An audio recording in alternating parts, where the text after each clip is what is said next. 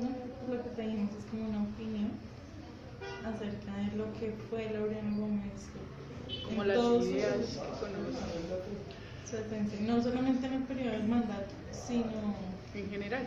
en general. Bueno, Laureano Gómez es un político muy importante en la primera mitad del siglo XX. Recordemos que Colombia estuvo gobernada por el Partido Conservador de 1900 a 1930, en una época que se llama la República Conservadora. Laureano Gómez nace como en 1890. Luego su adultez y su madurez están en primera mitad del siglo XX y él empieza a hacer ejercicio político como diputado en Cundinamarca por el Partido Conservador y se va posicionando como un gran líder con una de las mejores virtudes que él tenía, era la capacidad argumentativa y la oratoria. Así como recordamos a Gaitán, que sus discursos eran impactantes y demoledores, Laureano Gómez es la versión del Partido Conservador de un líder con una gran capacidad de verbo, de argumento, de palabra.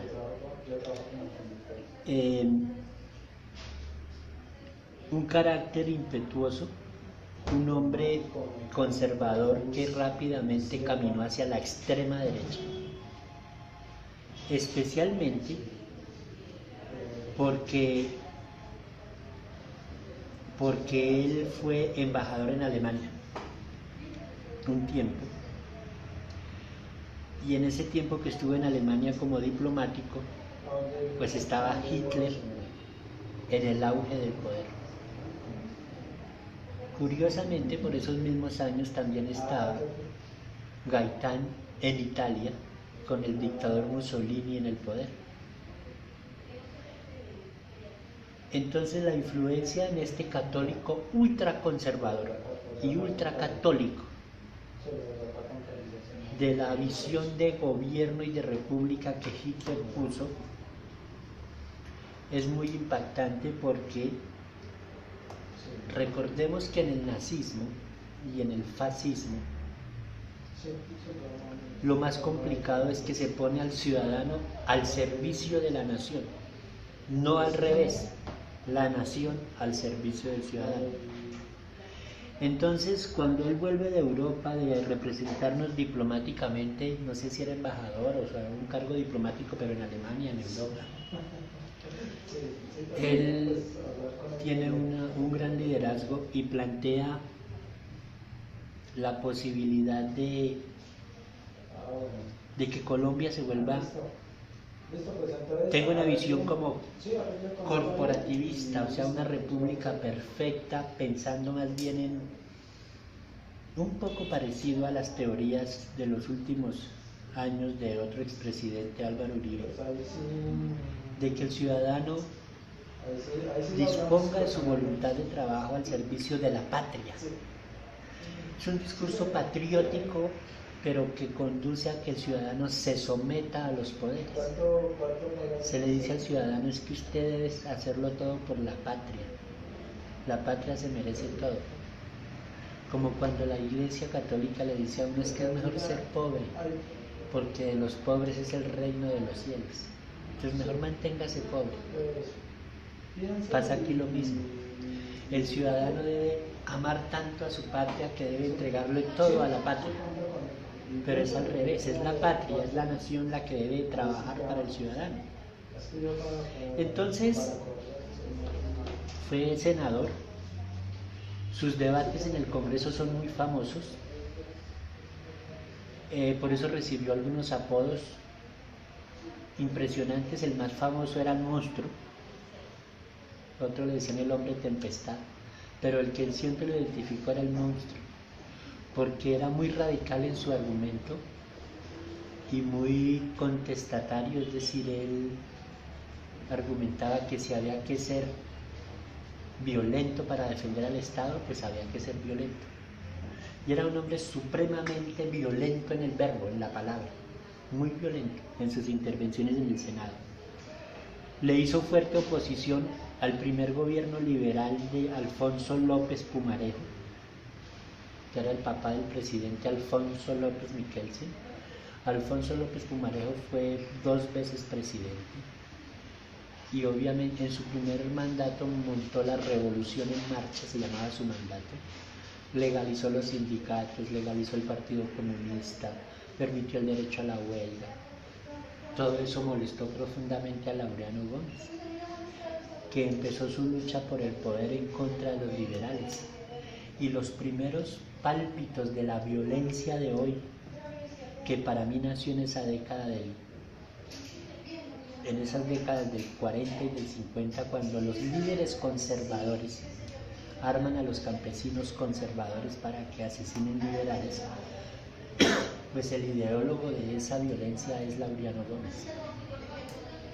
Luego los liberales respondieron con la misma dinámica: campesinos liberales armados para defenderse del ataque de los campesinos conservadores armados.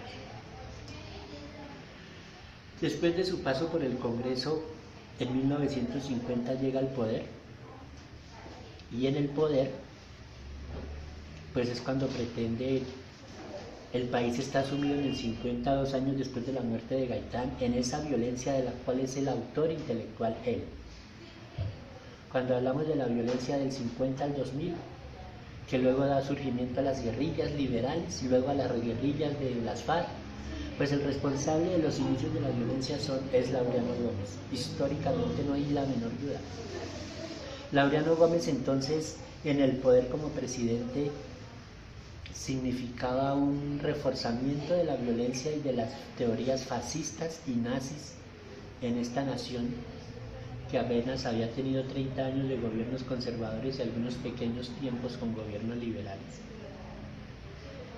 Pero desafortunadamente para su salud sufrió un percance cardíaco muy grave de salud y tuvo que abandonar el cargo un año después, en el 51.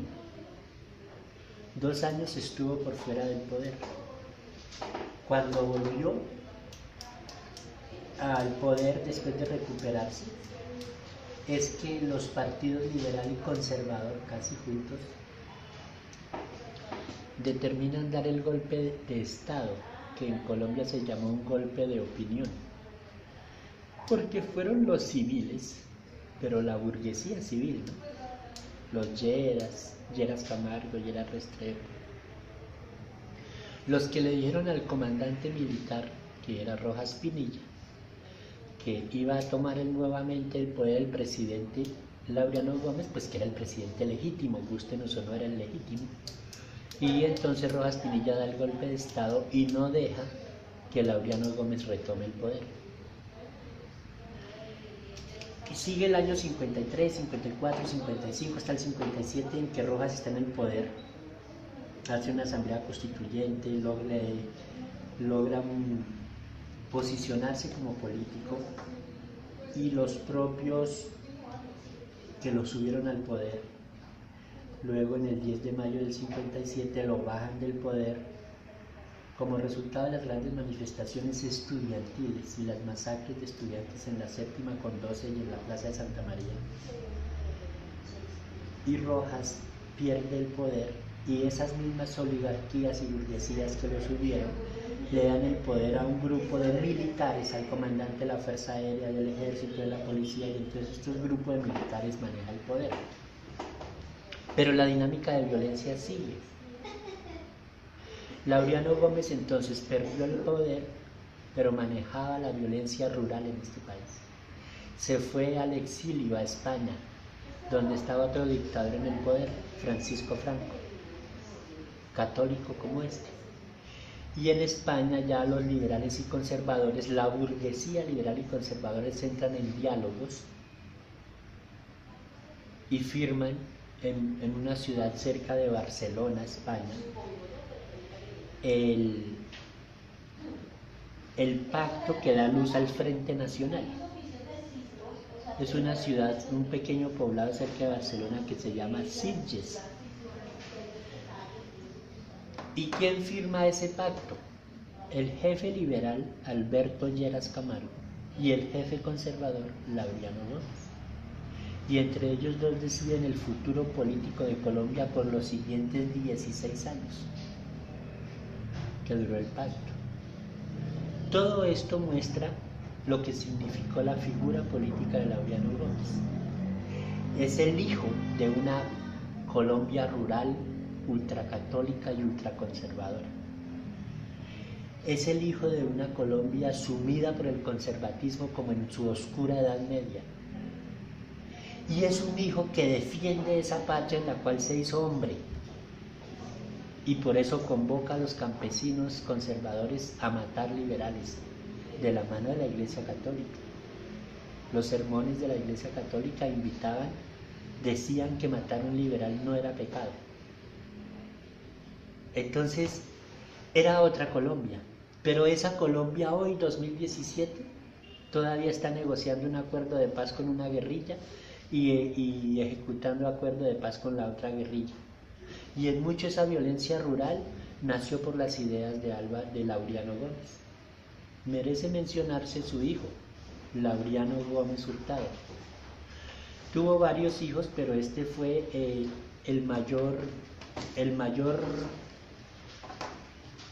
hijo que mayor incidencia tuvo en la política nacional, y heredó de su padre su carácter, su visión conservadora y católica de la sociedad colombiana, y varias veces fue candidato a presidente de la República y nunca ganó.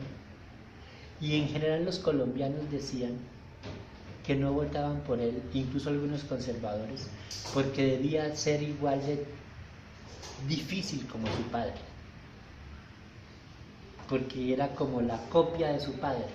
Entonces nuestros mayores decían, si Laureano fue así, ¿cómo será el hijo? Y el propio Laureano decía, el propio Álvaro Gómez dijo que nunca llegó a ser presidente por ser hijo de su padre, que si no hubiera sido hijo de él, hubiera sido presidente. Recuerden que aquí a 3 cuadras mataron a Álvaro Gómez Hurtado, saliendo de dictar clase en la Universidad Sergio Arboleda. Y curiosamente un hombre de derecha, conservador y católico, fue asesinado, según la investigación oficial, por miembros del ejército colombiano. A él no lo mató la guerrilla, ni una banda paramilitar, sino miembros activos del ejército colombiano, dicen las investigaciones oficiales. Entonces,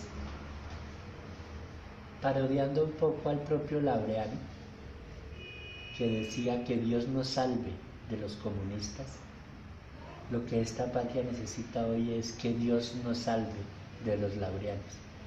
Muchas gracias.